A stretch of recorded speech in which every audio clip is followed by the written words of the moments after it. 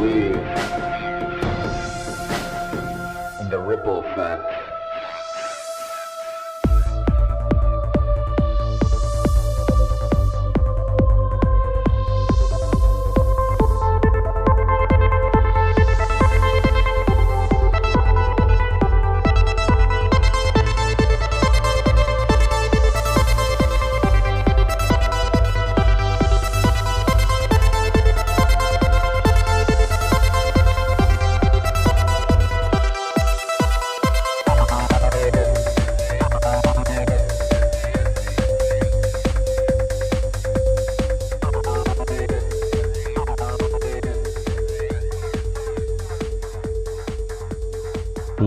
What's up? Another episode of Ripple Effect Podcast. Of course, I'm your host, Ricardo Hernandez, also known as Ricky Francis, and a great episode for you today.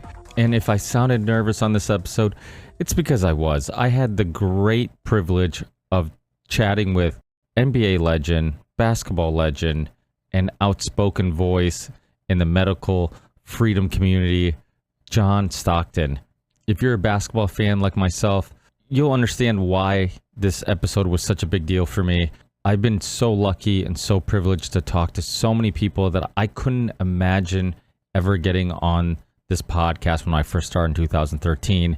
And like I always say, this show has become a perfect example of the ripple effect we can all create, and how just getting your feet wet, just dipping your toe into the water and not being afraid to be outspoken, of failing, be organic, be yourself, and to do something and chase something, even when everybody else is asking you why. You're wasting your time. You ignore the doubters and continue to pursue what is fulfilling and brings you happiness. And when you do that, hard work and luck does cross paths. And way before having the opportunity to talk to so many amazing and inspiring people on my podcast, many of their stories already inspired me. They inspired me because most of these people that we see as celebrities or famous or the best of doing what they do, many of them retired as legends. But prior to that, many of them were doubted. They were doubted by their friends, doubted by coaches, doubted by their teachers, siblings, family, whoever it may be. But they just kept doing it. And those type of stories are what inspired me to start this podcast and continue doing what I love doing. It's because I understood that even though I had tons of self-doubt and tons of people around me that thought I was wasting my time, I ignored all that and just did what I loved and what made me happy. And that's a recurring theme with many successful people. They've been doubted. They've had people who didn't believe in them. They had many bumps in the road, but they continue pushing forward and doing what they love. And hopefully the guests I have on this podcast and this podcast itself inspires you to pursue things you love and do things you believe in. With that said, remember, this is a Value for Value show. If you get some value out of the podcast and the conversations and the guests I bring to you, please consider giving some value back. And it doesn't have to be financial. You can rate the show, review the show, tell people about the show, post it on whatever platforms you're on, and that will help fight against the algorithms that are suppressing podcasts like mine. As you guys know, I've been censored a lot, so any help pushing back is much appreciated. But if you can't support us financially, consider supporting us on Patreon. You can support us with as little as $1 a month, and if a small percentage of the people who listen to the Ripple Effect podcast contribute as little as $1 a month, I could easily do the show full time. So that shows you how little you have to contribute to really make a difference. If you want to send a one-time donation, you can do it on PayPal, you can do it on Venmo, you can send us crypto, and you can find all these links in the show description or on my website, therippleeffectpodcast.com. If you want to represent some Ripple Effect Podcast merch, go to the Ripple Effect Podcast merch.com, where you can find hoodies, t-shirts, tank tops, kids' clothes, mugs, and much more. Please go to the Ripple Effect Podcast merch.com, or you can find that link and all the links I'm referring to on my website. I also have a couple great sponsors I want to let you know about. And remember, I'm not a fan of sponsors. That's why all the sponsors are people who have been on the Ripple Effect podcast before, people that I've established relationships with, people that have services and products I enjoyed and I'm a fan of. And the first sponsor is Content Safe. Matt from Content Safe is a regular on the Ripple Effect podcast and a regular on my other show, The Union of the Unwanted. He has an amazing service for content creators, streamers, podcasters. What he does is he syncs all your video channels together. So you only have to upload to one platform, and then magically, and I say magically because I don't know how it happens, but magically the video, the thumbnail, the description, all that stuff appears on all the video channels you're on. So if you're a content creator, YouTuber, streamer, anything like that, podcaster, please reach out to Matt from Content Safe. Let him know you're a listener of the Ripple Effect podcast, and he'll definitely hook you up. The next sponsor is the University of Reason, created by Richard Grove. If you're at a crossroads in life, if you're looking to connect with a liberty-minded, freedom-minded community, check out Richard Grove's The University of Reason and his very popular autonomy courses. He has helped out a lot of people, including Matt from Content Safe, who's a alumni from the University of Reason. Please use the links in the show description or on my website, and hopefully you can help yourself and help the Ripple Effect podcast at the same time. Last but not least is Element Electrolytes, created by another past guest of the Ripple Effect podcast and a friend of mine, Rob Wolf. Rob Wolf is a OG in the health and diet community. He's been in powerlifting, he does martial arts, and he really is one of the most respected people in the health and nutrition community, and somebody that I've been following for many, many years. He's been on every big health and nutrition podcast, including hosting his own health and nutrition podcast. So you can have the confidence of knowing that it was formulated and created by somebody who really knows their stuff. And Element Electrolytes is a perfect product for somebody who wants to stay hydrated, wants to avoid artificial colors and flavors, and wants to optimize their body and mind. There's so many symptoms that are due to dehydration, like muscle fatigue, brain fog, tiredness, migraines, just to name a few. And what Element does, it helps you stay hydrated, it helps you optimize your body and mind, and gives you something delicious to drink that's healthy. I know there's a lot of hydration options out there, but what makes Element special is that, like I said, it has no artificial colors or sweeteners, and it has the right dosages. Many of your hydration options say it has some potassium or sodium or magnesium, but it doesn't have enough of the right things to make a difference. So Element Electrolytes is a great option for the athlete, for the gym rat, for the person who's going on vacation and just wants to stay hydrated. You can make cocktails with them. You can get the chocolate or mocha flavored Element to add to your hot coffee. So there's plenty of flavor options, plenty of different ways of getting your electrolytes. And if you use the link in the show description or on my website, you'll get a free gift with every purchase, and you'll support the Ripple Effect podcast. Also remember that we have a Telegram group chat. You can use that to connect with myself or other listeners. And that's it, guys. Enjoy this amazing conversation with John Stockton, and I'll talk to you guys in the next one. Peace. Who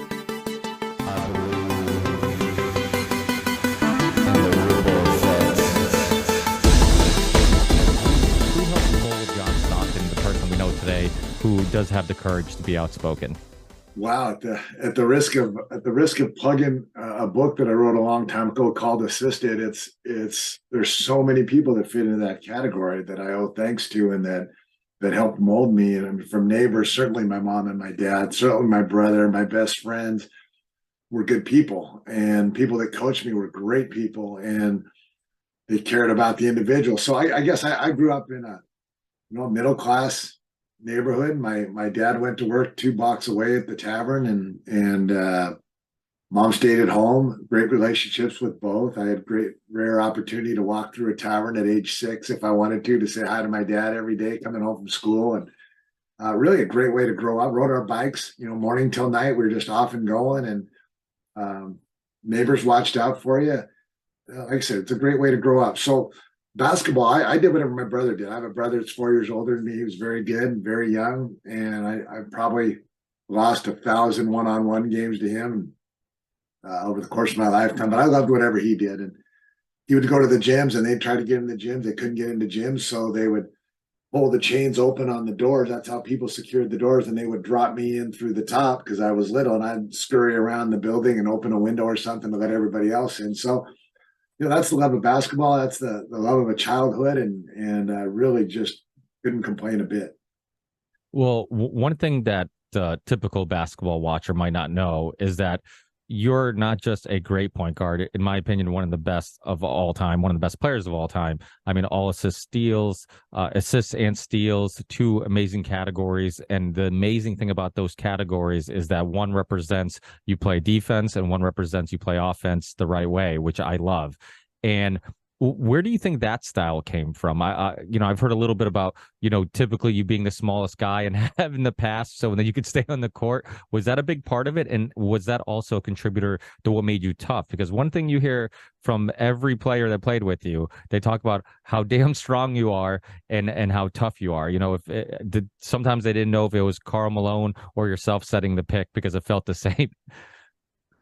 Well, passing, you're right. As I mentioned, I snuck into gyms. I wasn't invited into gyms. I wasn't considered somebody, hey, watch this kid. He's going to be a player. That was never one of my problems. If I wanted to play, I sat on the sideline and dribbled to myself most of the time until somebody needed a player. I said, hey, kid, come play. Then I realized if I passed it to the guys that are making those decisions, then I get asked to play again tomorrow and the next day. So I had some great influences in terms of passing. A guy by the name of Mike Kelly was at my high school I ended up attending, and he took me under his wing. I just loved the way he played. He ended up playing at Carroll College, and he was just phenomenal in what he saw and how he set up passes. And, you pick up a little bit there. Then you watch another guy play. You pick a little bit there. So passing is that. It's looking for that opportunity, and I think it's kind of what floats my boat. It's exciting to find that just one opportunity to get somebody an easy shot, and everybody's happy. You got your buddy a basket, the team's happy because we got a basket, and you're happy because it's fun to do that, contribute. The big defensive stuff, I don't know. I mean, I mentioned I got beat up a lot by my brother and his friends and anybody else, and you just kind of get used to sticking your nose in there. And if every time you get knocked down, you cry and my dad, I did have one. Shooting out in the driveway with my brother one day, and he always got a little rough with me. I come in crying again, bloody knee, torn jeans, and I said, "That's it, Dad. They're not being fair out there." And they, da da da da da. And he said, "Well, you're probably just not big enough to play with the big boys. Come on in, sit down, we'll watch TV." And I just remember, just fuming. I'm not getting any help here, and back out to the court I went to get knocked down again. So. A little bit nature, a little bit nurture, probably.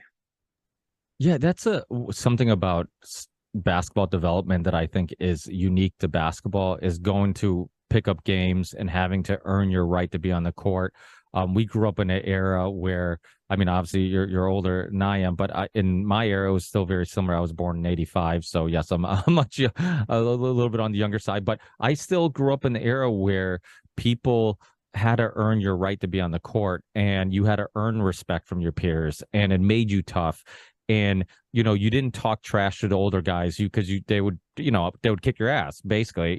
So you were yeah, so you were just kind of like, just try to earn their respect, and then hopefully, as you earn their respect, you get on the court. And that's one of the beautiful things about basketball. And I think sports in general. My kids play soccer.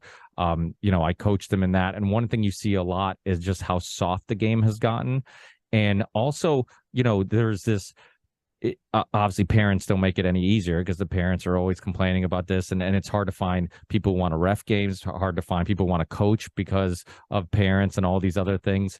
Obviously you grew up in an era where, and I would hear about coaches that were just really tough and they could never get away with it. Now, do you think that it has caused a issue where now the players are soft because the coaching is too soft, or is there a balancing? Could you balance that out? Right? Is it because sometimes you would hear stories from yourself or other past players, and some of the coaches would make you guys do crazy sprints and running even after practices. Do you think it was too far? Or do you think it was a crucial part of your development to mentally and physically make you the tough player you became? 100%. 100%. The coach that I had in grade school, 6th, 7th, and 8th grade, that was the first opportunities to play. We didn't have AAU back then or Y ball or anything like that. And moms certainly didn't take you with donuts to the game or snacks for halftime. I mean, it was way different time. You finished school, and when you took whatever coach was there, and my coach, we'd have 3-hour practices. Remember, girls back when I was playing weren't that prevalent. There wasn't 3 levels of girls teams. So we had the gym all night if we wanted. We'd have 3-hour plus practices, and then coach would take us up into these hallways. We have a block long school. You have to run the length of the school up the stairs, the length of the school on the upstairs, back to the middle, back down the stairs, and back to the gym. That was one. And I remember one night running 85 of those after a 3-hour practice. for various penalties, not screening out, not coming out of a stance, not denying a flash, just, little fundamental parts of the game that are crucial to being successful were ingrained in me. But what really happened was I could run forever. I mean, I literally wouldn't break a sweat. Right. We ended up, our track meet that year, which none of us had ever run track. We just dominated the track meet, our whole team, because we could just go. We never got tired. And that was an asset I had the rest of my career that was indispensable. I mean, I knew no matter what, even in championship games against the greatest athletes in the world, I knew I was in better shape than them, no matter what. And that can't be taught today. You literally would have 10 moms beating down the door of the principal saying this guy's got to go. And I'm so grateful it didn't happen then. I'm so grateful my dad sent me back out to the playground. And so you obviously you have kids, they play sports. How did you coach them? Because obviously you always do some coaching at home, or even if you're not directly coaching them, you give them advice. How do you instill some of that toughness in an era today where that type of stuff isn't as acceptable? Well, when I was playing, I kind of stayed hands off intentionally. My wife and I both. We figured they're going. I mean, they hear about us every day, whether it's a newspaper, the news, whatever. They're going to every game. They're shooting around afterwards. That's all they need is to somebody say, go, go, go, go, go. If they're going to love the game, they're going to love it on their own. And then after I retired, I had a little bit more time. Were more receptive. There's a lot of things that went into it, but it's hard today. I mean, as I mentioned, now there's AAU, now there's Y ball, now there's girls, now there's boys. Now there's so much competition for court space that you don't get 3 hours plus a principal that'll let you run in the hallways of their school afterwards. So you have to figure out, and what we basically done, when I coach them, is try to find ways that we're running constantly in practice, where that pace, that tempo, that toughness, that ability to push through a little fatigue and discomfort is still accomplished, even if we don't have the hallways to run in. Well, like I always say, kids don't do what you say, they do what you do. So they saw the way you trained, the way you prepared, the way that you loved the sport and played hard. And I'm sure that was a huge influence on them. So you indirectly, inspired the way they play and the way they see sports. It's so important because, I have a son and a daughter who play soccer and constantly trying to figure out, mentally, how do I get them to be as tough and want it and love it. And I love the fact that my kids get mad when they lose. I love the fact that my kids get happy when they win. Like, winning should feel great and losing should suck, because like you said, when you're tired and you're injured and you're hurt, how do you convince a kid or a player to fight through that if winning doesn't mean anything? And I've heard you say it. I have a huge issue too with like this, it's all development, everybody gets a trophy, this type of stuff. And I think you see it in sports today where it's more about the individual than it is about the team. I remember Popovich, he had a story where he was talking about Leonard when he was there. He's like, Leonard will be a great player when he understands that when we run a play for him to score, it's for the team to score, not him to score. And I've said that quote to my kids, and I'm just like, remember, when you score, you might just be the best option, but it's not about you, it's about the team. And that's hard. And this is just my opinion, but you start in basketball today, you see a lot of that where just like you see a individual great moment where, wow, he scored 50, but he took 50 bad shots and to get those 50. Like, to me, I'd rather watch a Utah Jazz or, a Spurs team or, any of these great passing teams that played as a team. To me, that's the way sports are supposed to be played. What's your opinion on the current state of basketball? Do you watch it still? Do you keep up with it? And what's your opinion on the styles that have developed?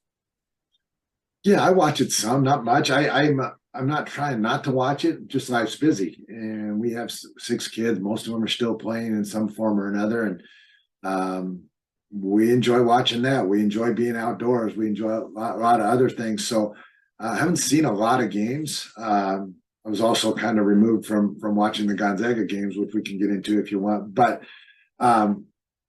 yeah, there's a lot about it. And you touched on, I can think of 100 examples with the kids of growing up and the participation trophies and the stacks and the shape of the game is different. So AAU has become kind of like the whole, if you don't like the team you're on, let's just go find another team. And I think all the lessons that you need to learn for life. I mean, I always thought sports are microcosm of life. And if you do sports well, you'll do life well. And I think when you take the sports and you separate that and say, no, boy, there's a better team over there. I just need to switch schools. I need to switch teams. I just need to go there and everything will be fine. And I know it works out. It works out for 2 or 3 of those guys all the time because you go with the most talented guys, you get seen the most, you go to the bigger tournaments, da. But I think that learning element that's so crucial, that learning the thing that separates you is so difficult when you just jump ship. You never have to grind. And now with colleges, with name, image, and likenesses in the portal, which is a disaster. Both of them are a complete disaster, in my opinion. Nobody has to learn anything. Oh, I don't like it here. I'm just going to go there. Coaches then can't coach. They have to, wet nurse. And boy, it's just an unfortunate direction that I think will hurt the game. It has hurt the game. I think it'll continue to hurt the game worse. People want to see warriors. People want to see competitors. People want that fight that we don't have in our everyday lives. And they want to see it on TV. They want to see it when they go to the game. They don't want to see handshake and hugs and giggles and dumb shots and dumb plays. But again, there's a lot of guys that are playing it right. And so you got to be careful not to tarnish what they're doing in the process. Yeah, I agree 100%. I loved, I'm from Massachusetts, which I was proud of until COVID. Then I became not proud of being from this state. But, I grew up a big Celtics fan, loved the stories of Bill Russell, vomiting before games because he was so nervous and anxiety. I love the fact that Red Auerbach wouldn't let people shake hands, before games. And then when KG came to the team, he was a similar type of player. Everything was left on the court, and people respect that. When you look at all the greats, what they say about you, your toughness, how hard you were, like there's so much respect when people talk about John Stockton. And you hear like yourself, Tom Brady, Cristiano Ronaldo, Michael Jordan, whoever the players are that you're talking about, the greats, they have a couple things in common. Super competitive, and they're people that you want to go to war with. And there's a bond that you get when you go to war with somebody, a brotherhood that's formed. I say that sports is kind of like a mild version of like being in the military or a police officer, fireman, but it builds the same type of the bond. Like I'm going to war with this person. You have my back, I have your back. And because of that, we'll be brothers forever, because we go to war together. And you don't have that anymore, where people don't look at, going out. And once the game's over, yeah, shake hands. But there is something about that competitive nature that to me is almost more important than any individual's, skill or quality that you can work on. Like if you don't have that part of it, then it's really hard to succeed at the next level. And there's a respect, like you said, there's respect for it. To get into some, I'll take it a step further. Really, the opponents are the same way. I mean, knockdown, drag out. I hate that guy. They hate me. Whatever. They're some of my very, very best friends now. People that you can't wait to see when you have the opportunity to see them. There's just such respect and brotherhood from the guys that you fought against that I think I can't say that we're missing, because I don't know what those guys feel like when they come across it, but I know that it's one of the greatest experiences for me is having that brotherhood of the guys I played against in the other foxhole. Oh, absolutely. I mean, the guys that you hate because they guard you, the hardest, if you're playing pickup and you're picking teams, he's the first guy you pick up, because it's like, I know this guy's annoying and he doesn't give me any space to breathe. I'm like, I want him on my team so he can annoy somebody else, So without a doubt. In regards to, obviously, you had limited injuries throughout your career. I love hearing your story about the chiropractor that kind of changed your perspective on things. I've been doing this podcast since 2013. One of the topics I keep hitting on often, I have Dr. Tom Cowan on, Dr. Brian Hooker, so many different people who, which I know you've talked to Dr. Brian Hooker, so many people that kind of help change people's worldview on medicine and health and the way we should be taking care of ourselves. What was some of your tips to stay healthy and play as long as you did and play as physical as you did. It's not like you were taking it easy when you're on the court. Every time you're on the court, you're giving 110%. Was a diet, was it nutrition, was there a training, something that you think really helped that gave you the edge over other players that maybe were more injury prone? Yeah.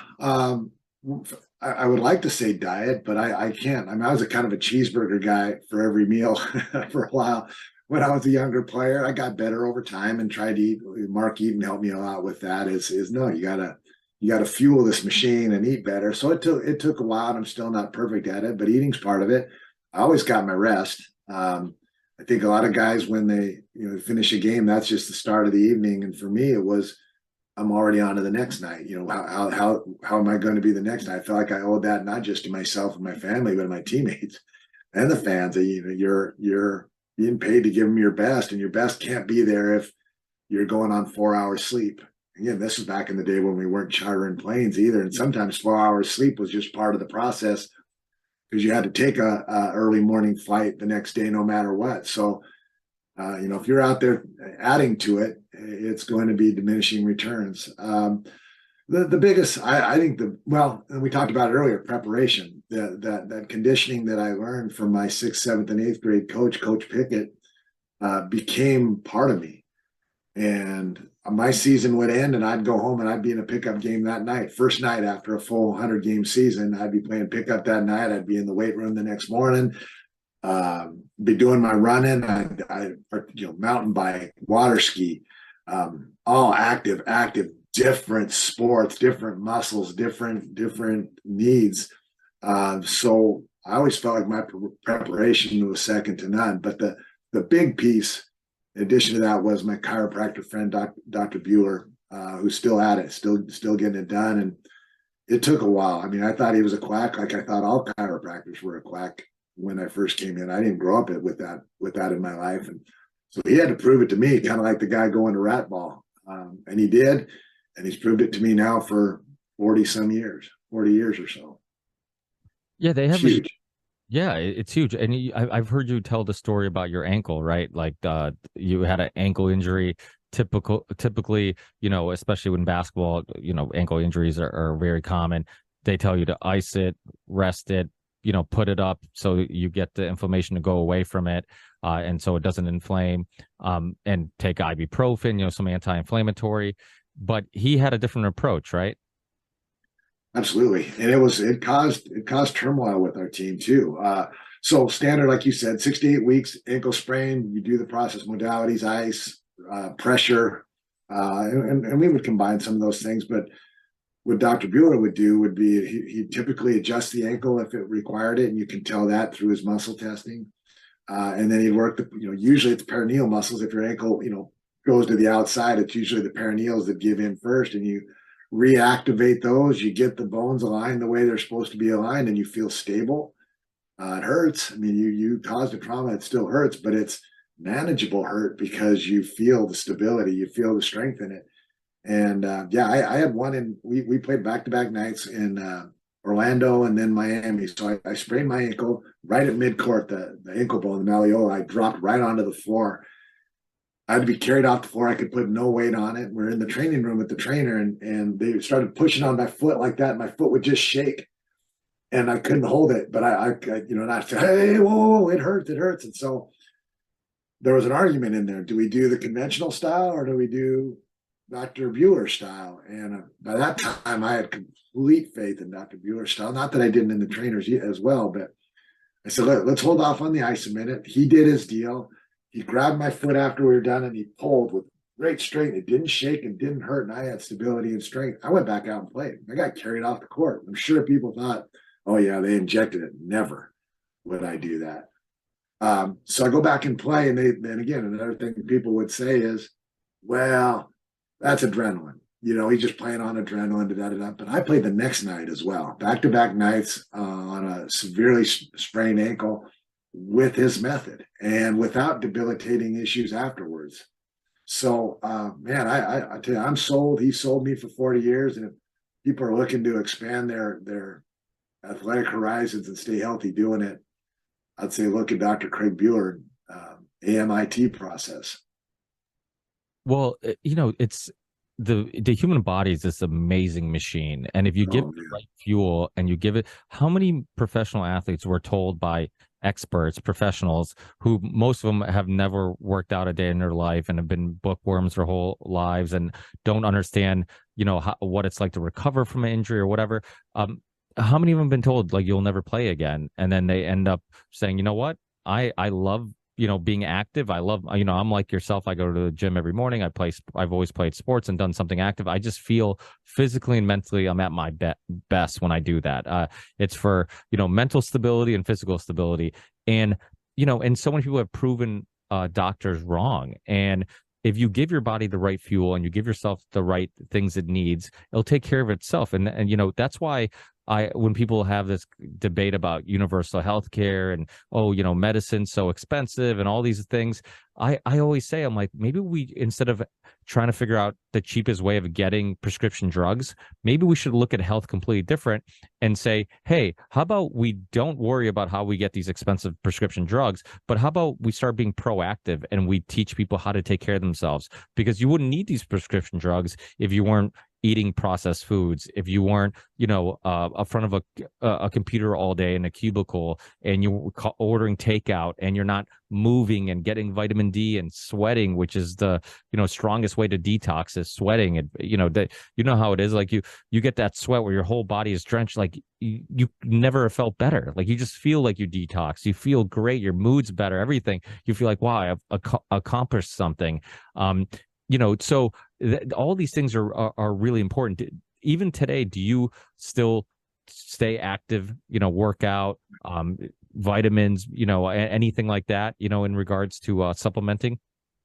You bet. Well, first I want to get to standard of care. I mean, I had great medical care as well as my Dr. Bueller. And I had guys, you get the medical profession has some serious corrections to make, in my opinion. And not that I haven't had I've had phenomenal doctors that would say, listen, it's my duty to tell you you're out 6 to 8 weeks because that's what I'm told to tell you. And if I break that, then I am breaking my code and I'm putting my license at risk. So that whole method is just a poor method. It's dictated by somebody in an office or an insurance company that doesn't know anything about the healing. The doctors do. And when they talk to you in that fashion, you can trust them. You're talking about medical doctors. I've had more medical doctors tell me don't take meds for it, period. I've had more medical doctors tell me that the best way to survive a fairly serious injury is to test it a lot. The problem is if you break it while you test it a lot, then they're liable because they've kind of taken the fetters off. So they can't do that legally. But those are the best healing. Those are the best results when you go back early and you try to test it. But again, that's not something you can risk with the standard of care. As for today, for me, yeah, I still try to get chiropractic care as often as I can. One thing about it, if you're adjusting the same thing every day, that's not healthy either. But a good chiropractor knows that. So you got to peel the onion and find what your core needs are and stick with them and try to eat well. Same thing. Try to eat well, try to sleep well, and be as active as you can and enjoy life. So it's a good formula. Working on it. I'm probably a little less than perfect, but working at it. Yeah, so much of I feel like we keep trying to reinvent the wheel, and so many of we can learn from our ancestors the way that they, trained, the way that they ate. It's like we keep trying to reinvent the wheel, and then we cause future issues. I'm a big fan of the knees over toes guy.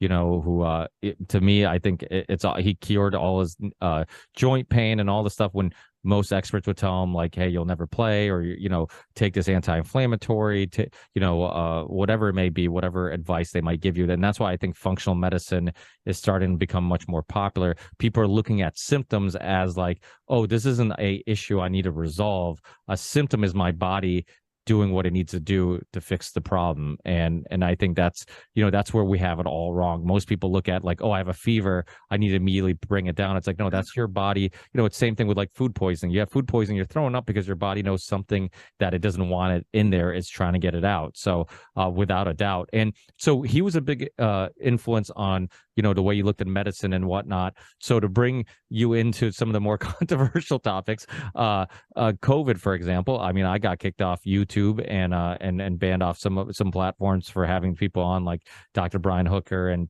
Pierre Corey and Robert Malone, and all these people who were just stating their perspective. And as you know, but prior to 2020, it was okay to get a second opinion, and then 2020 came around, and doctors couldn't have a second opinion. Everybody had to agree on this one thing. Because of this history with this chiropractor and kind of changing your worldview on medicine, how quickly in the process of the lockdowns and then seeing how big pharma was influencing everything and everyone to get this vaccine because this is going to solve the world's problems and we're going to get back to normal. When did you start getting skeptical about it? Well, first of all, I'd heard all that back when I was growing up, the hippies talking about big pharma, man, and all this stuff. And I always thought that was a political thing for other people to think about. So I never thought about it in terms of big pharma at the time. My vaccine process was our first few kids, not to give away all their medical records, we followed the what do you call that? The children's the program. The vaccine. And my friend, the chiropractor, Craig, just said, "Hey, you might want to think about not doing it." I said, "Look, you want my kids to get polio?" You know, I had the same angry reactions that I hear from people when you suggest it now, but that's back now 30 some years for me. Then there was one that came out, I think it was hepatitis B, where you only need it if the child's mom is a prostitute or an IV drug user, or your baby is an IV drug user or a prostitute, which of course both are ridiculous. And you start wondering, well, why are they suggesting that we have that then? And why are they saying it's kind of a must? And that's really what got my attention. I said, I'm going to read more on this. So 1 book, 2 books, 10 books. The book, The Real Anthony Fauci by Robert Kennedy, that came out after COVID. I mean, holy smokes. Why anybody would take a vaccine for any reason is beyond me. It's playing God. It's Russian roulette. You're introducing poisons into your system that for a disease you may never get, or you may have already handled internally through ancestry, through having come across some form of it in years past. You may never get sick a day in your life. And here we are inviting things into our body: mercury, aluminum, formaldehyde, all kinds of antibiotics, all bypassing our digestive system, our skin, bypassing all our protective mechanisms as human beings, all because our doctor tells us. Now, we all have trust in our doctor, but they're just regurgitating the information they're getting from big pharma, which all of a sudden, that kind of hit me with COVID is, I should have been talking a long time ago. I've known this for 30 years, maybe 25 years, that they're bad. If I had been talking earlier, these conversations would have been easier, and there would have been a lot of my friends whose children wouldn't have had to deal with some of the damages caused by them. So I have to wear that one, but I'm not going to be quiet again. COVID showed us how evil and how awful these things are. The Pfizer document shows us how evil, how they knew this stuff. They knew people were going to die from it. They knew babies were going to die from it. They knew moms were going to suffer from it. And they went ahead with it. I mean, what is that? I don't know how to defend that. And it's in their own documents. It's not me saying it. It's in their documents.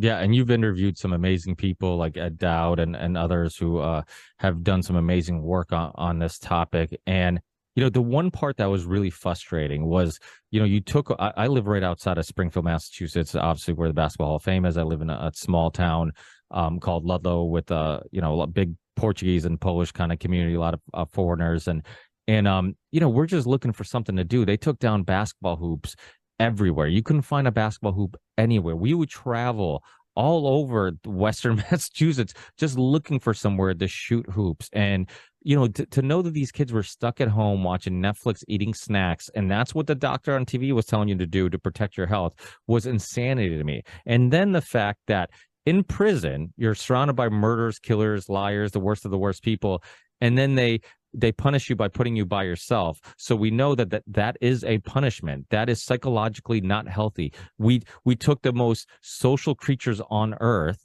and that told them to stop all connections with anybody. Don't get next to anybody. Don't get near anybody. If your neighbor's having friends over, call the police on them. We turn into a communist, a communist country. And it was like, just for kids to go outside and play, how happy it would make them just to be able to get a sweat, be outside, get some vitamin D, all these things. And especially when we knew that kids were at zero threat of this. I mean, it was just insanity. It scared scared me how quickly people just went along with it, you know, and it also scared me that, you know, because of the, as you know, like the emergency authorization, because of that, they couldn't advertise the product, but they didn't have to because they had basketball players and celebrities and musicians advertising it. What was your feelings when you saw these? And I wanted your opinion also as a NBA player. Like, why were there so many players that were pushing this and okay with it? There were some that pushed back, which I love, you know, current players that pushed back and were outspoken. But why, like, is there political pressure behind the scenes to go with a certain narrative, or was there at your time ever any like political narrative that they wanted the players to all kind of be on the same page with? That's a lot of question there. Sorry. Yeah, it's a different time now than then. I mean, these guys are making, you know, average players are making double digits of millions of dollars, and they have TV contracts and shoe contracts, and they have images, and they have likenesses, and all of those. If you, I mean, we know we live in a woke world right now, and it seems like if you're willing to speak out, these people won't sleep. They're looking for it, and they're going to come and try to disgrace you. And so you got to have a little confidence in yourself, I think, to withstand that. I know that certain leagues, certain players associations, certain and I won't name names, but receive millions of dollars to support this program. Again, I don't think receiving money to support a program is necessarily evil in and of itself. If your heart is in the right spot and you believe it's helping people, and you advertise as such, so I don't look at all of those guys as the devil. It's the ones that know better, the ones that are paying them to do that, that know that people are going to be hurt, that people are going to die, that the leagues to be able to force it is against the law. These businesses that have forced it on their employees is against the law. These schools that have enforced it on their students, it's against the law. The Nuremberg Code was put into place and agreed on by all countries after World War II because of all the well, mostly Jewish people, but others as well that were tested on by the Nazi regime. And so we have all understood that this is terrible. You're not allowed to test on people. This was a test, and there's no way around that. None. They did no pre-testing. They bypassed all the animal testing. They artificially called it a vaccine when it isn't. And then they pass it as a vaccine and give it emergency authorization, which you can only do legally if you have no alternatives. But if you read that Fauci book by Robert Kennedy, they discouraged hydrochloroquine, not discouraged it, but buried it, as well as ivermectin, which were two medical cures. I have a dozen holistic cures: vitamin D, vitamin C, ozone. I mean, sunshine, outside, dozens that you could go that would just be without any medicines at all. So there were all these solutions that they just buried. They said those hurt you, those are dangerous, even though like in the ivermectin, hydrochloroquine, they've been working for 80 years, some of them. One of the most successful, safe drugs of all time, and they said it's unsafe all of a sudden. So they had to bury those alternatives in order to be able to have an emergency youth authorized med. So, I mean, this was a well-planned, well-thought-out attack on humanity, frankly. I don't think there's any way around it now. All the facts are proving it. And I'm glad you're bringing up Nazi Germany, because if you don't learn history, it tends to repeat. And if it doesn't repeat, it at least rhymes. And there's a lot of similarities here. You look at the Dallas Buyers Club, that was based on, you know, a true story of how, you know, they forced during the AIDS epidemic, AZT onto the public, told them that, you know, this was a remedy. It was killing people. I mean, it was too dangerous for cancer patients, and then they're giving it to AIDS patients. And then you look at the film on Hulu, the series that I'm actually surprised came out during the COVID lockdown, Dope Sick, about the Sackler family. And you look at that whole story and how they paid off the FDA and how they, you know, convinced everybody that their painkiller was not addictive. And yet it was all these police officers that are finding people dead with these prescription drugs. And he's like, it's not street drugs that we're finding OD people with anymore. We're finding these prescription drugs, and that's what sparked the interest in seeing if maybe pharma was hiding something.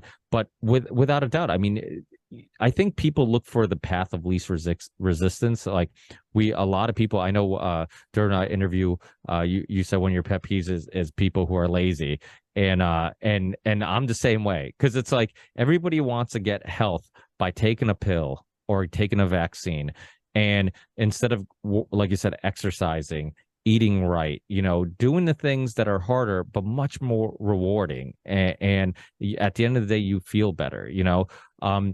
When you look at just the state of the world that we're in now, is this topic just opening the door for you to be out? Because I know you have your podcast, you're doing a lot of the medical freedom interviews, and I highly recommend people check it out. I know it's available on Rumble and all the other audio podcast platforms. Are you now is this one of your now motivations to speak about these social issues and what's going on in the world? And what do you think is the next big issue? Like, because I think a lot of people are back to playing basketball and back to their lives, and again they're going to neglect what's really going on. And what's your opinions on all that? Yeah, you give good questions. They're complex. If I was back playing today, I'd be glad I was back playing today and probably wouldn't address it. And maybe that's what I'm borderline elderly now. And maybe that's the role of us borderline elderly people that have time, is that we really need to use it to press upon our youth how important freedom is. The day your kids can go to school and get vaccinated, in other words, put chemicals into their bodies without your approval. There's a thing trying to be passed in Washington where if your child expresses, even a young child, 5 years old, expresses a desire to be another sex, they not only can be accommodated, but hidden from their parents, and literally hidden physically and housed in other places. These are actual bills that people are presenting. Frankly, it's impossible to stay quiet once you know these things. I mean, that's just such a recipe for child trafficking. I mean, it's awful that anybody could even think about these suggestions. And again, it's been well planned. There's the PrEP Act, which was put in a number of years ago to protect people who, it's kind of like the Good Samaritan. The Good Samaritan, if you were to help somebody on the street and you accidentally, hurt their arm a little bit by helping them out of a gutter, then you're not liable because you're just being a Good Samaritan. Well, about, I don't know, a number of years before this ever happened, and they probably knew about it, they said, I'm going to protect anybody that applies any government programmed medicine or thing in an emergency situation. So everybody that has just put the blinders on, given people shots or ordered shots or mandated shots, they're all off the hook according to this law. And that was by design. So I don't know, there's some I don't know if I answered that question very well, Ricky, but it's some bad stuff out there, and it's impossible for me to stay quiet. So yeah, it is a mission of mine. Well, that's why I love Robert Kennedy Jr. being a face of this movement, because he is a respected person. Like you were saying, when I was growing up and I was talking, and I would have alternative doctors on. I've had Dr. Brzezinski on, and somebody who was curing cancer with anti-neoplastones, and then getting sued by the FDA and all these other things. And it's like, just because he had this alternative treatment. And when I was diving deep into all this, anytime you brought up this topic, you were quickly labeled a conspiracy theorist. You were quickly labeled a crazy person. And when Kennedy jumped on this ship, and I'm like, Kennedy's a reasonable person. He's a environmental attorney. He knows how to read science. He believe me, he has the Kennedy name. The last thing he wants to do is be pigeonholed into this conspiracy theorist group. He doesn't want to be a part of be called a conspiracy theorist. So if he is saying that there's something here, then shouldn't you open your eyes to it? And so I think it's amazing that he's being outspoken and he's sticking to his guns. And I think the podcast he did with Joe Rogan was one of them, probably a must listen, because to give him a few hours to go through the whole history of it, I don't know how anybody could listen to that and still say, oh, he's a conspiracy theorist. It's like he named names, he named people, he named studies, he named all this stuff, and it's like, and so I think it's awesome that he's running. Do you think, like, are you similar to myself, kind of stunned that when we're growing up, the people who were anti big pharma and pro and anti GMOs were people on the left, and now besides Kennedy, you know, a lot of the people like DeSantis and people who were kind of pushing back against the COVID lockdowns and the vaccine mandates were people on the right, and then I'm stuck in the middle, being feeling like politically homeless. Like, where do you stand politically? Do you feel kind of similar, where it's like it's not about politics, it's about these issues, and I don't care who stands with me? I've always been gratefully politically homeless. Um, my old coach, my coach Pickett, said I'm always a blend of conservatism and liberalism, and I just think all that means in those terms is that I have values that I believe in, and for me to switch them, you're going to have to be very convincing. And how I take liberal is that I'll listen. I'm hoping that's what he meant, and I make that political. Are you conservative or are you liberal? And I'm looking, well, some of these people are nuts on both sides, and I don't want one team just to defeat the other team, because I think that the truth is still, I don't want to say in the middle, but it's not by taking a political side. So again, I'm grateful I'm not picking one or the other, and I don't know who, so I don't even care. I think if these people right now have to come out with a stance, and they have, whether they ridicule you, ridicule me.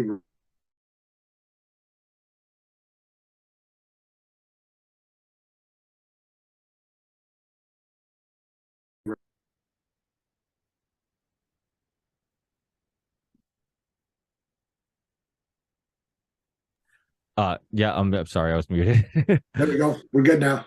But you're absolutely right. I think these labels actually are only used to divide us, you know, and obviously when we're fighting among ourselves and we're looking at each other like we're the enemies, it's much easier to control us, and you know, the people who we really should be pointing the finger at and blaming for our issues end up getting a pass because we're arguing with our neighbor and pointing the finger at our neighbor. And you know, something you talked about that I think is really important is community. Your mom was a stay-at-home mom. I think that, like, the value in that is being lost. You know, my dad was one of 12, my mom's one of 7.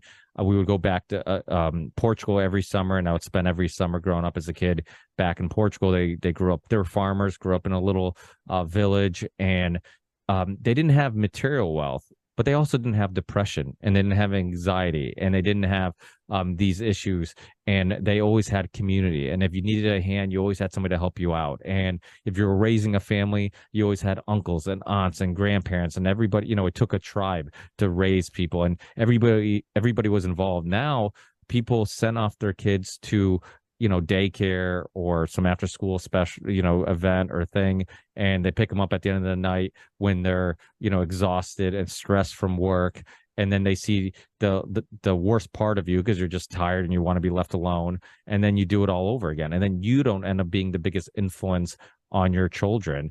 And I see that as a huge issue. Would you agree, like, that aspect of, like, kind of breaking up the family and not putting more value in mothers who want to be moms and parents who want to be present compared to, you know, making money? It's almost like we put people who are, you know, go-getters, for a lack of a better term, like, oh yeah, you know, you should never turn down a promotion, even if it means working on weekends. You should never turn down more work. You should never, you know. And it's like, well, the most important job is being neglected, and that's being a parent. Yeah. Yeah, I mean, you mentioned my mom again. My mom was a nurse, and she was good at it. She was smart, and she was educated, and they made that choice together. And my dad worked. I mean, I remember one of his. I told you he ran a tavern. He owned a tavern, and one of his friends grabbed him at 1 o'clock in the morning one night, sleeping, leaning over, doing paperwork, working too many hours, working, you know, to try to do that. So it was that important to have my mom, his wife, at home with the kids. And I think it's indispensable, and I think it's the hardest job. I mean, I've had to take over for the kids for my wife once in a while, and you go, wow, that's real work, and it's so important. It's not something you go, well, I can do this tomorrow. it's present. So yes, to answer your question, we are neglecting that, and the world poo-poos that role when it might be the most valuable role out there. And, the strength of our society, whether we succeed or fail, will be women, and how we treat our women, how they treat themselves. I think that the movement of women to try to compete with men, we talk about in sports, well, they should be playing in the NBA. No, not. They're great in their own way. And let's not make an adversarial where you're trying to compete with guys to beat them. You have some talents and some incredible things that we can't do, period. I mean, just can't do it, as do we. And I think when we figure that out, refigure that out, and figure out how to honor each other's input in each other's life, I think we all succeed better than the adversarial state we're at right now, whether it's one or the other. Yeah, I completely agree. I think a mother's role and the nurturing and all those aspects that they bring to the raising a child, I think those aren't things that, like you said, you can poo-poo, that you can say aren't important. Those are equally as important. I always say, like, if you're starting a business, if I'm good at one thing and bad at another thing, I want a business partner that's good at that thing I'm bad at, and vice versa. I'm like, well, that's the same thing with raising a family, right? Like that, the one spouse is going to bring something to the table, might be the tougher one, and then you can have the one who's the nurturer, who's going to bring another aspect to the table. And there's all kinds of crossover, right? I mean, Exactly. No matter what my wife's role is in our family, I take that over sometimes, and vice versa. So it happens. I think men are attacked. I mean, let's face it. What do they call that? Something masculinity. Toxic masculinity is being a man. I think we're under a complete assault. What young people think is the role of a man, and how we're not valuable in a household, and I think it still takes two. Granted, that can't happen all the time. I'm not criticizing those that can't make that work, but you can have a father in the house. You have, I think, 80% of the people in jails are from fatherless families, and that role is so vital, and it's poo-pooed as well. So we got to stick up for each other again. Just another area we have to stick up for each other. Yeah, no, you're absolutely right. And I know that a lot of people are like, well, how can you be the victim, and all. It's not that. It's just, to me, I think, we should look at everybody equal, and everybody brings something to the table. And when we start pointing the finger at, like, oh, this person brings these people down, or those people get, it becomes, again, it causes all this infighting and the divide and conquer, without a doubt. Now, in regards to your show, what sparked interest in starting a podcast and wanting to talk about the most controversial topics all the time? Well, as you mentioned, Voices for Medical Freedom was a group that Ken Rutgers and Mike Fisher and I started. It was a little bit at the behest of Robert Kennedy. We had a conversation saying, can you get athletes together talking and just learning from each other and sharing information, so that if it comes down to it, people like to listen to athletes, that you'll have a voice. So we did that. We tried that, and we got a decent number, not a ton. People are a little reluctant to join a tribe, for whatever reason. And I guess that sounds like a tribe when you say join our group. But we're doing this for a while. We're having our monthly podcast, but Zoom meetings. And we're saying, man, we're just preaching to the choir here. How do we get the word out? How do we convince people that don't agree with us that maybe we're on the right page? And so how we did that, somebody said, look, John, you got to do a podcast. I don't want to do a podcast. I don't know how to do a podcast. I don't even know how to turn my computer on. Do this here. Sorry about that. I don't even know how to do any of that stuff. So they talked us into it. And what we found is we are meeting phenomenal people. We're just meeting great people that are willing to share their stories. Some of them are victims, without a doubt. Some people are damaged. Some people watch the damage. We have one with the frontline nurses, one of our most powerful one. And these are just ladies that went to work every day at the hospitals, were told this, they administered that, and they said, what, these people are all coming back with COVID again. We just gave them shots that said they're not supposed to. Why are they coming back? And they're coming back with heart issues, and they're coming back with all kinds of immune issues. And so they speak out. And these are people that had to suffer. They're our heroes. We've had people that have studied the Pfizer documents, people that have, you mentioned Ed Dowd, who, he was a Fortune 500. He was a BlackRock portfolio manager, $14 billion thing that he did just the math. He didn't have a medical interest in it all and did the math and said, it can only be the COVID shots that are causing this. And these are the gazillion deaths that are happening because of it. And it's all laid out in his book, Cause Unknown, bestseller. So these people we're meeting, it's become a godsend to me to get to meet them, talk with them, and then hopefully we're reaching people little by little. Either way, we're on record. So that if somebody says, oh, you didn't, you've never believed this, you're just jumping on the bandwagon. I said, well, go back and look. Everything's recorded now. It's like Star Trek. Every episode's recorded and it's on the program. So go look. Well, on your podcast, one skill that it takes to be a podcast host is you become a very good listener, and you seem like a natural, a very good listener, and you seem like, when you're on that show, you seem like you're a sponge and you're just taking all that in. Was that an aspect of your character that made you a great player too?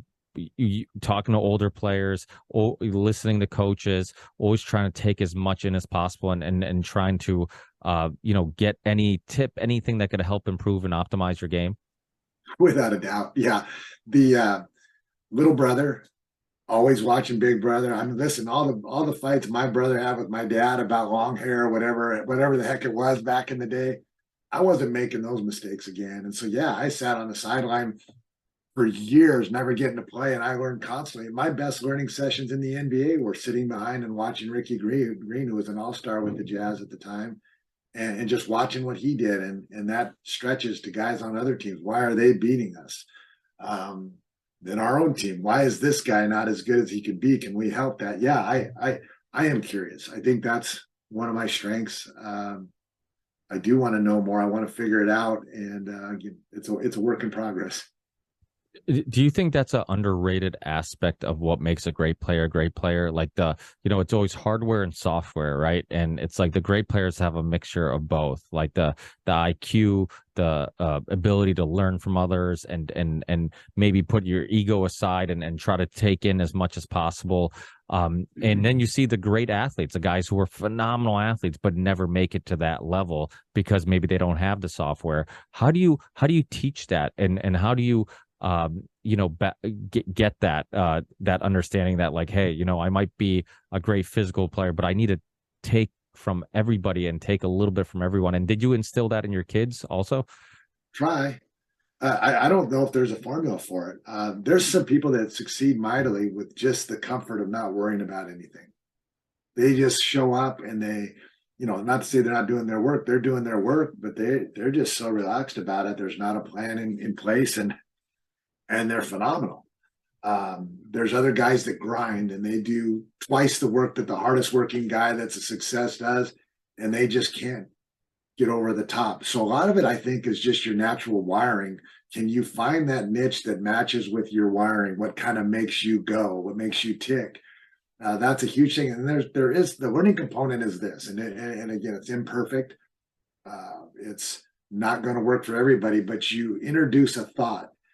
You show, you make a real simple term, a back cut, and how to make the pass to a back cut, and the eye contact that is required to have that unspoken communication with your eyes or your body language so that both parties know what you're doing, but the defender doesn't. And most people will stand out there. If they've never done it, they'll stand on the wing and just say, look, hey, I'm open. Why aren't you passing me? I'm open it.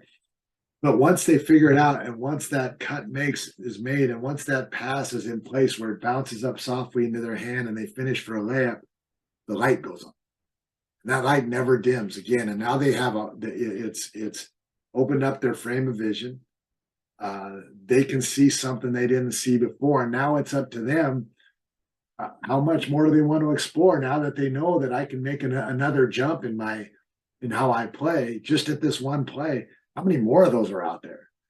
And I think when guys see it, you can see, I see it a lot with guys that have retired from playing, just play rat ball, and they have a chance to play with the Magic Johnson or somebody, and you go, wow, had I known that, maybe I'd have been all right back then.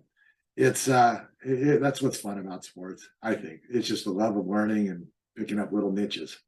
Well, I remember Dirk Nowitzki, talking about how if he knew what he knew when he was, his later years, that he'd be a much better player because when you're young, you waste a lot of energy doing stuff and you play harder, not necessarily smarter. And as you get older, and you play a little smarter, and you can't play as hard at that rate.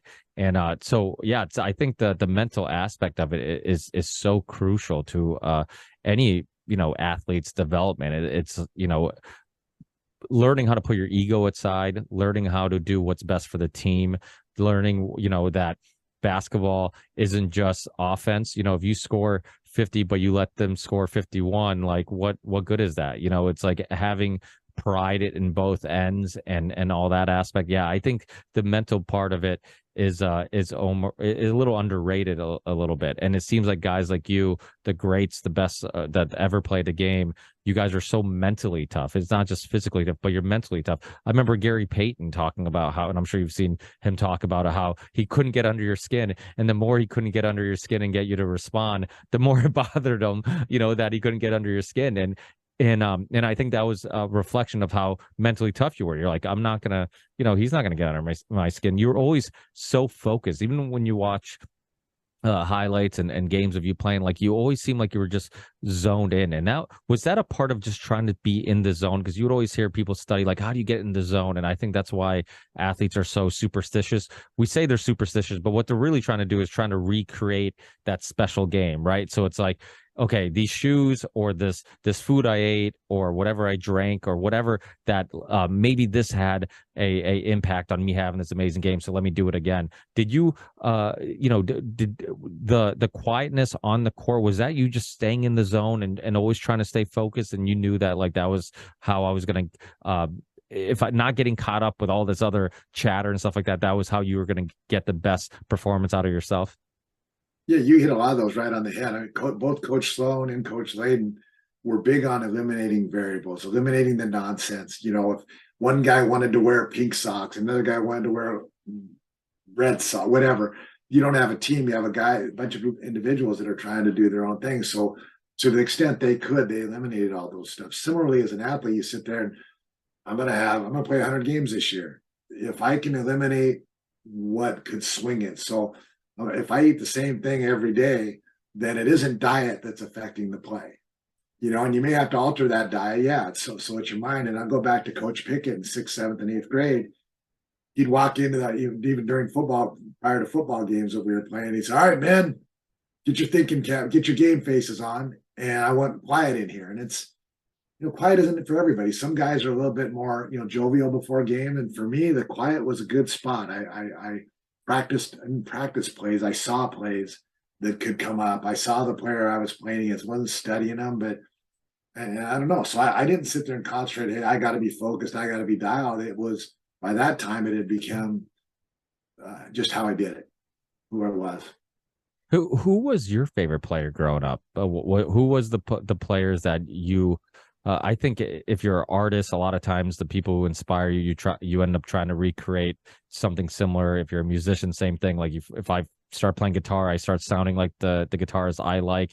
Who was the athletes that inspired you, that you had the posters on the wall and wanted to be like? I only had one basketball picture on my poster on my wall ever, and it was Dr. J.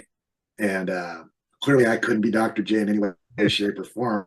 But it was still fun, and I admired him for the type of man that as I got to know him later, type of man that he mostly I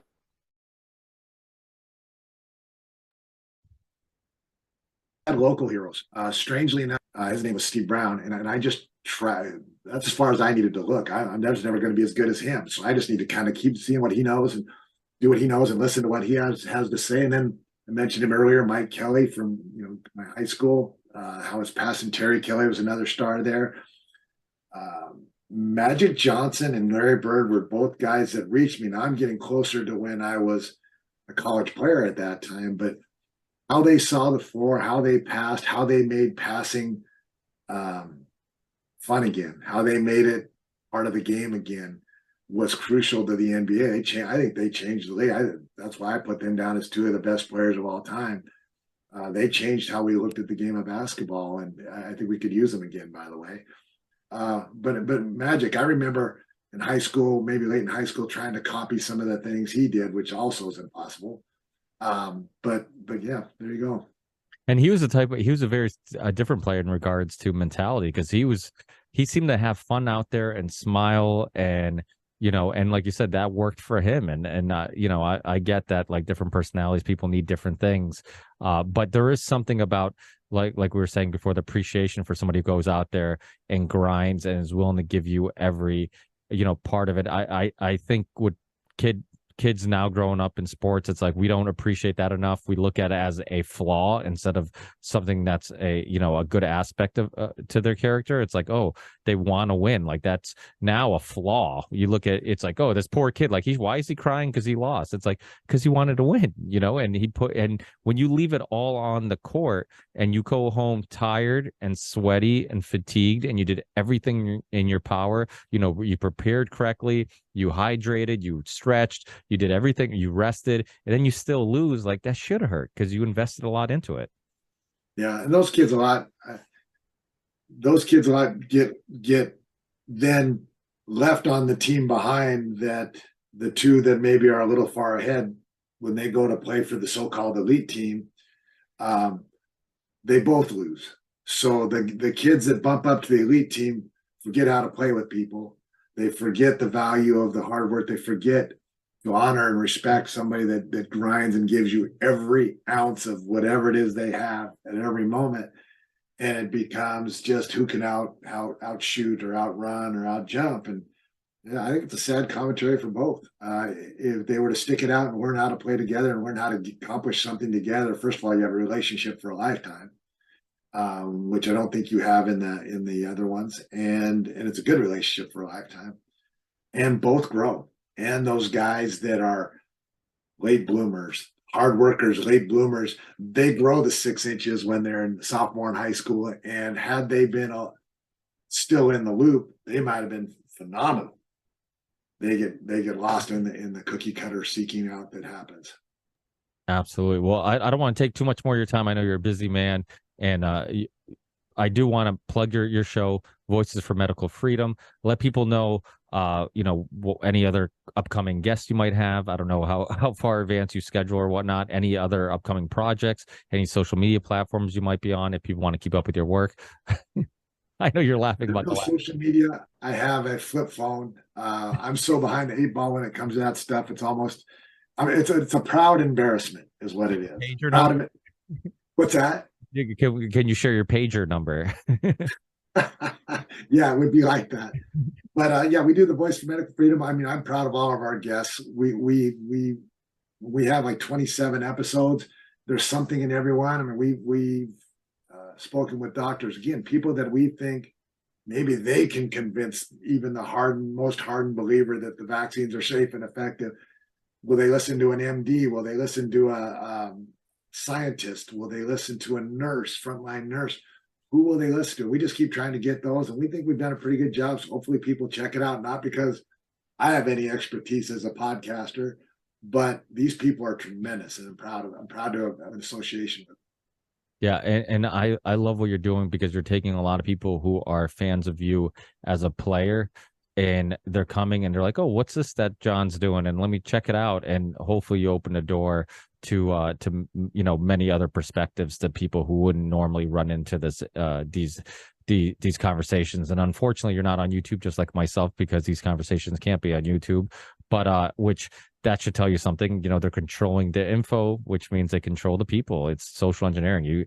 You're only as good as the information you have access to, and they're controlling the information. So it's a shame that you're not on YouTube, because I think there's a lot of normies, for lack of a better term, that would find your show and give it the benefit of the doubt and listen, and you could really reach. But either way, we're doing our best to reach out to those people. And I can't thank you enough for the amazing career, inspiration, and for you to be outspoken. You're just as tough as a person in regards to pushing back against the mainstream narrative as you were as a player. And I think we all really appreciate that. And I'll keep track with your show, and keep watching what you're doing, and hopefully have you on in the near future again. That sounds great to me. I've enjoyed the conversation, Ricky, and this has been fun. So let's do it again. Absolutely. Thanks, John. Hey, and tell Stacy thank you, and we'll stay in touch. Will do. Have a good day.